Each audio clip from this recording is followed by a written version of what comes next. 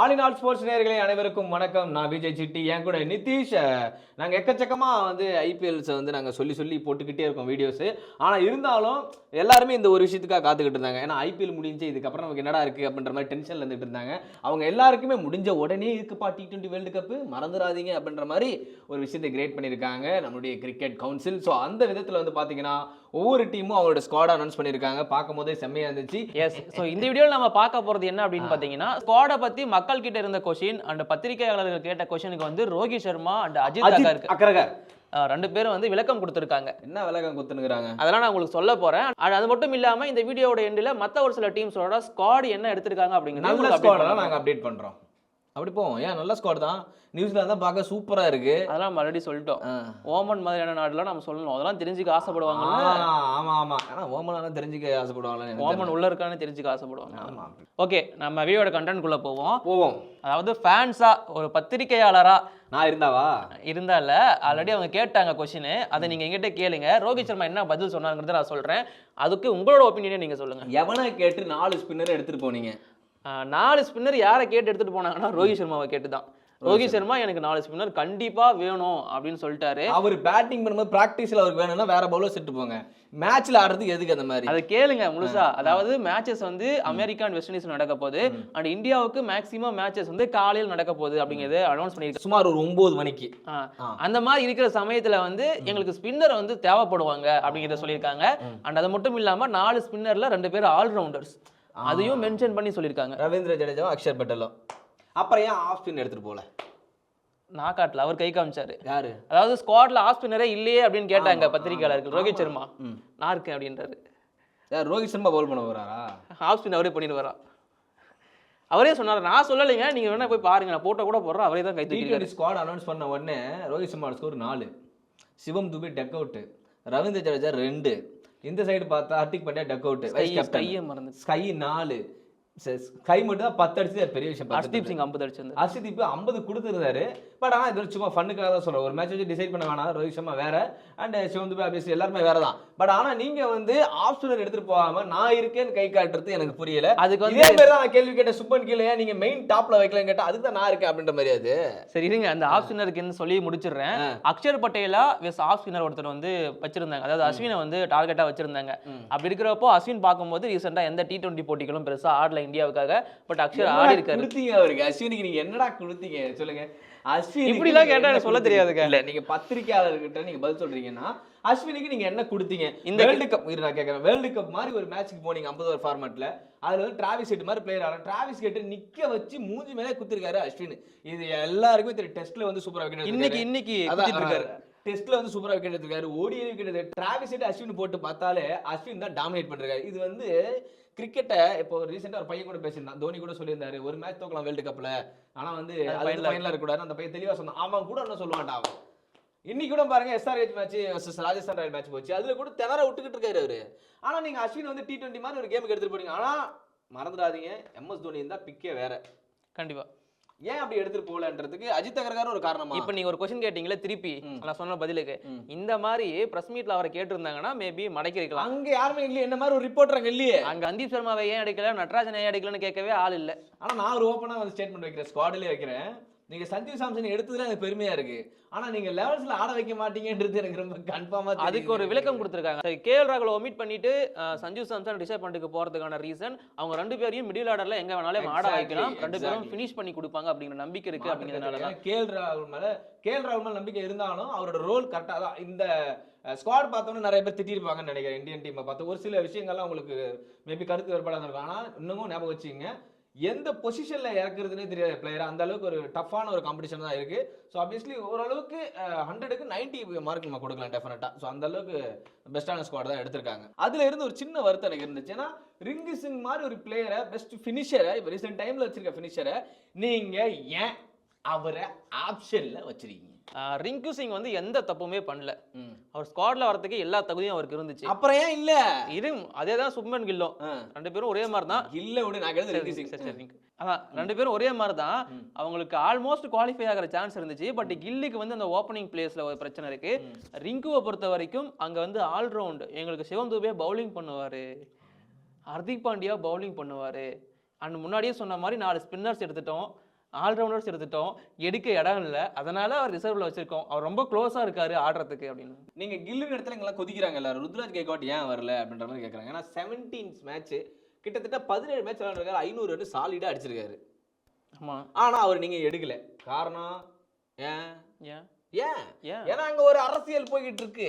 அது ஊருக்கே தெரியும். அது ஏன் நீங்க கில்லு மாதிரி பிளேயர் கொண்டு ருத்ராஜ் மாதிரி ஒரு பிளேயரை நீங்க உள்ள இருக்கலாமே. ஆனா இந்த மாதிரியான கொஸ்டின்லாம் யாருமே கேட்கலண்ணா. கேட்க மாட்டேன்றாங்க. எல்லாருமே வந்து அங்க ரோஹித் சர்மா ஹிட்மேன் சொல்றாங்க.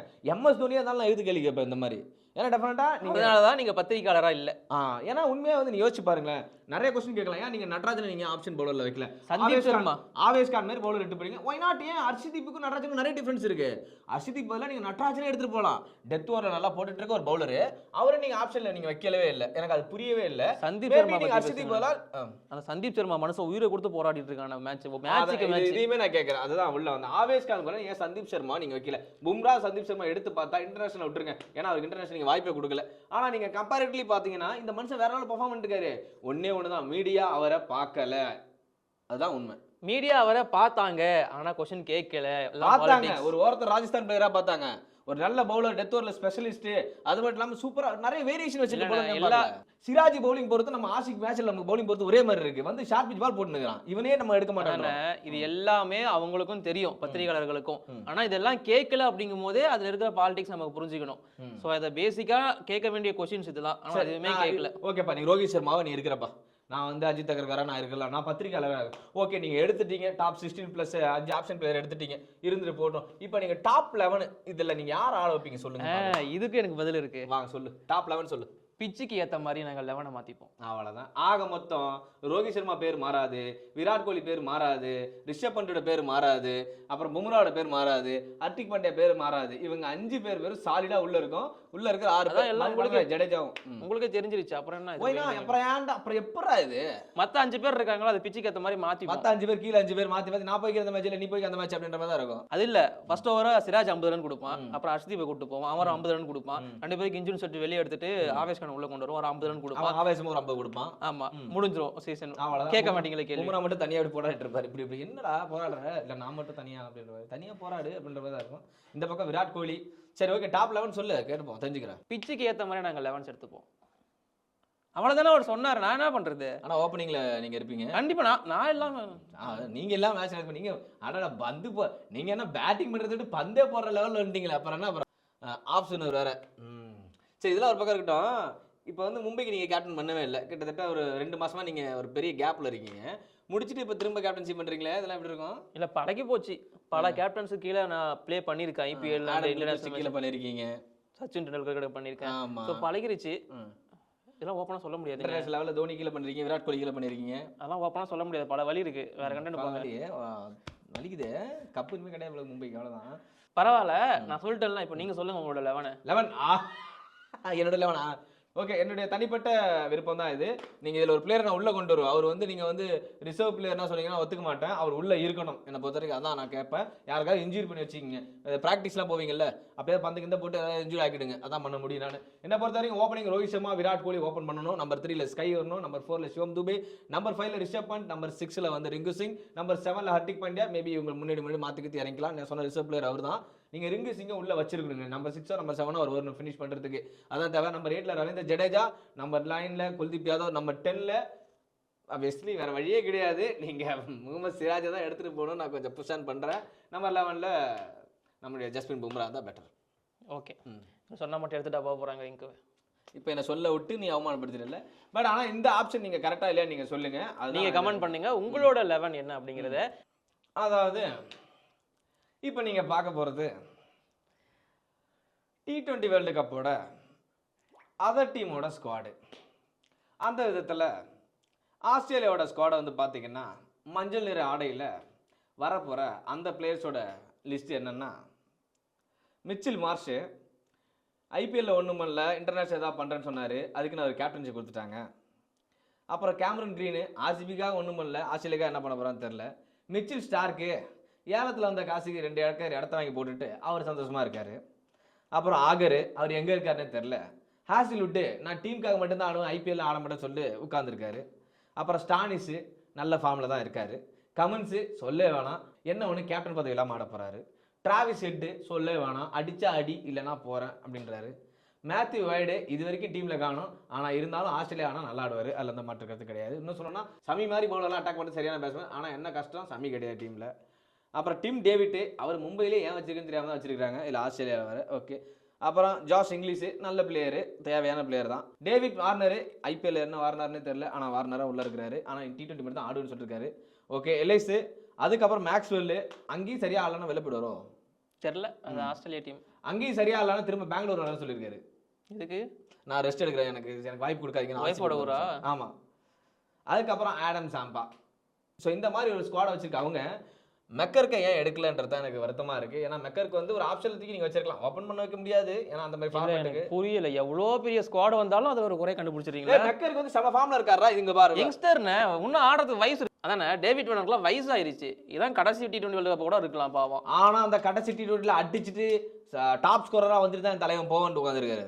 ஆப்கானிஸ்தான் ஸ்குவாடை பொறுத்த வரைக்கும் ரஷீத் கான் தலைமையின் கீழ் ஐசாக், முஜிபுர் ரஹ்மான், குர்பாஸ், முகமது நபி, அகமது ஜத்ரான், குல்புதீன் நைப், நவீன் உலக், ஒமர் ஜாய், ஜனத், அகமது, ஜத்ரான், கரோட்டி, ஃபருக்கி. அடுத்ததா பாகிஸ்தான் ஸ்குவாடை பொறுத்த வரைக்கும் கேப்டன் பாபர் அசாம் தலைமையின் கீழ் இஃப்திகார் அகமது, நசீம் ஷா, அப்ரார் அகமது, இமாத் வசீம், சைம் ஹயூப், அசாம் கான், அப்பாஸ் அஃப்ரிடி, சல்மான் அலியாகா, ஃபகர் ஜமன், முகமது அமீர். ஸோ ஆமீர் வந்து திரும்பவும் பாகிஸ்தானில் வந்து ரீஎன்ட்ரி கொடுத்துருக்கிறது அப்படிங்கிறது கூடுதலான விஷயம், அந்த டீமுக்கு பெரிய பலத்தை ஏற்படுத்தும். நான் அமெரிக்காவுக்கு ஆட போகிறேன்னு சொல்லி கிளம்பி போன மனுஷனை திரும்ப கூப்பிட்டு வந்திருக்காங்க, பார்க்க நல்லா இருக்கு.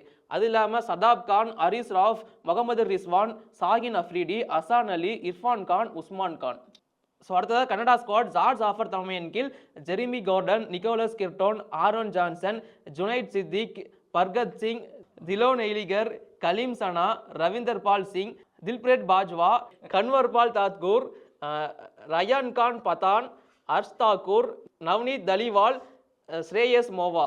அது இல்லாமல் ரிசர்வ் பிளேயர்ஸை பொறுத்த வரைக்கும் ட்ராவல் பண்ணி போகிறவர் வந்து பார்த்தீங்கன்னா ரஜிந்தர் சிங், அண்ட் ரிசர்வ் பிளேயர்ஸாக கூட இருக்க போகிறவங்க ஆதித்யா வரதராஜன், அம்மர் கலீத், ஜதீந்தர் பத்தர், பர்வீன் குமார். இதில் இந்தியா வம்சாவளியை சேர்ந்த பிளேயர்ஸ் நிறைய பேர் இருக்காங்க. அடுத்ததாக நேபாள் ஸ்குவாடு. ஸோ இங்கே வந்து பார்த்தீங்கன்னா பவுடல் அவர் தலைமையின் கீழ் ஐரி. ஸோ ஐரி உங்க எல்லாருக்குமே தெரிஞ்சிருக்கும். அது இல்லாமல் Pratis GC, Aasif Sheikh, Rajbanshi, S Jora, A Shah, Karan KC, A Bohara, K Bhurtel, G Jha, S Dhakal, K Malla, S Kami, K S Airee. Okay. Oman டீமை பொறுத்த வரைக்கும் அகீப் இலியாஸ் தலைமையின் கீழ் Shoaib Khan, Bilal Khan, Zeeshan Maqsood, Mohammad Nadeem, Rafiullah, Kashyap Prajapati, Khalid Kail, Kaleemullah, Pratik Athavale wicket keeper, Naseem Khushi wicket keeper, Fayyaz Butt, Ayaan Khan, Mehran Khan, Sahil Ahmed. Reserve பிளேயர்ஸை பொறுத்த வரைக்கும் Jatinder Singh, Samay Shrivastava, last but not least J Odedra. ஓடிடு அவ்வளவுதான், டீம் ஸ்குவாட் விட்டு ஓடிடு. ஸோ இது வந்து இது வரைக்கும் வெளியான ஸ்குவாட் டீடைல்ஸ் அவ்வளவுதான் இருக்கு. நியூசிலாந்துலாம் வெளில விட்டுருந்தாங்கல்ல, நியூசிலாந்து ஆல்ரெடி போயாச்சு. சரி ஓகே. இன்னும் வந்து வெஸ்ட் இண்டீஸ் வரல, ஸ்ரீலங்கா வரல, அதெல்லாம் வரும், கூடிய சீக்கிரம் அப்டேட் பண்ணுவோம். அதுக்கு மறக்காம நம்ம சேனலை சப்ஸ்கிரைப் பண்ணுங்க, ஏதாவது கமெண்ட் அப்படி இப்படி லைக் பட்டனை தட்ட மறந்துடாதீங்க.